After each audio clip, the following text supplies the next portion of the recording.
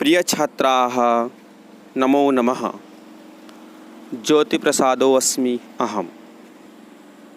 अत्र भवतां सर्वेषां पुनः एकवारं हार्दिकं स्वागतम् अभिनन्दनं च करोमि। प्रिय छात्राः, अद्य वयं संख्याविषये पठामः। संख्या के बारे में पढ़ेंगे। आज की संख्याएं संस्कृत में, हिंदी में और इंग्लिश में आपने पढ़ी होगी, आज आप संस्कृत में पढ़ेंगे। लेकिन उससे पहले मैं निवेदन करता हूं कि आप मेरा इस YouTube चैनल को जो है सब्सक्राइब एवं लाइक दबाकर बेल आइकन को ज़रूर दबाएं, जिससे कि आपको आगामी जो वीडियो है वो प्राप्त हो सके। गीता निकेतन विद्यालय में आप सभी का संस्कृत शिक्षण कालांश में मैं पुनः हार्दिक स्वागत करता हूं। संख्या आपने 20 तक जो है वो पहले पढ़ चुके हो आप लोग, लेकिन हम फिर भी उसका जो है एक बार अभ्यास हम उन संख्याओं का करेंगे। तो चलते हैं हम अपने पाठ की तरफ। संख्या संस्कृत में आप लोगों को मैं बताना चाहता हूँ, पुल्लिंग, स्त्रीलिंग और नपुंसकलिंग में जो 4 तक है वो संख्याओं में भिन्नताएं हैं, लेकिन उसके बाद समानता है। आप यहाँ पर आपके सामने स्क्रीन पे चल रही है, जिसमें एकः, द्वौ, त्रयः, चत्वारः ये पुल्लिंग है, एकः, द्वे, तिस्रः, चतस्रः ये स्त्रीलिंग है, एकम, द्वे, त्रीणि, चत्वारि ये नपुंसकलिंग में आते हैं। उसके बाद 60 के बाद जो संख्याएं वो पुल्लिंग में ही चलती है। तो उन संख्याओं को आप लोग 20 तक पहले पढ़ चुके हैं, फिर भी एक बार पुनरावृत्ति हेतु जो है आप लोग इसको पढ़ेंगे, ठीक।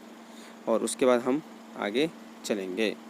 तो जैसे 16 ये आपके पास 16 से लेकर के उसमें चलती है। आज हम 21 से अभ्यास शुरू करेंगे। 21 से संख्याओं का अभ्यास शुरू करेंगे। 21, 22,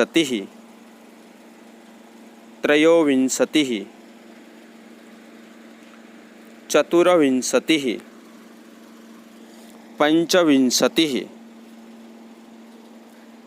एक बार आप सभी लोग इसको स्क्रीन पर देख करके बोलेंगे।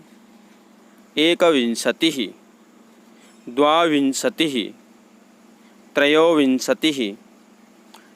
24, 25।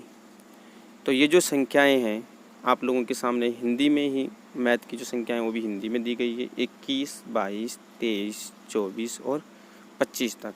तो इनका जो हम 2-3 बार सामूहिक अभ्यास जब हम इनका करेंगे तो इससे हमारा जो अभ्यास है वो बढ़ जाएगा। तो 21, 22, 23, 24, 25। आगे चलते हैं। 26, 27, 28, 29, इसको 39 भी बोल देते हैं। 39, 63। तो यहाँ 30 तक जो संख्याएं हैं ये हो चुकी है। एक बार हम फिर से इसका अभ्यास करेंगे। 26, 27, 28, 29,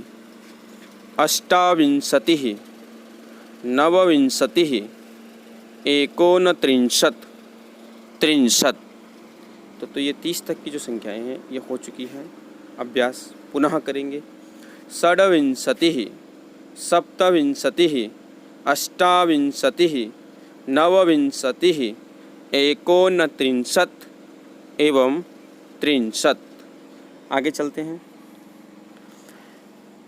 31, 32, 33, 34, 35, 60। पुनः एक बारम अभ्यासम करिष्यामि। 31, 32, त्रयस्त्रिंशत् चतुस्त्रिंशत् पंचत्रिंशत् षट्त्रिंशत्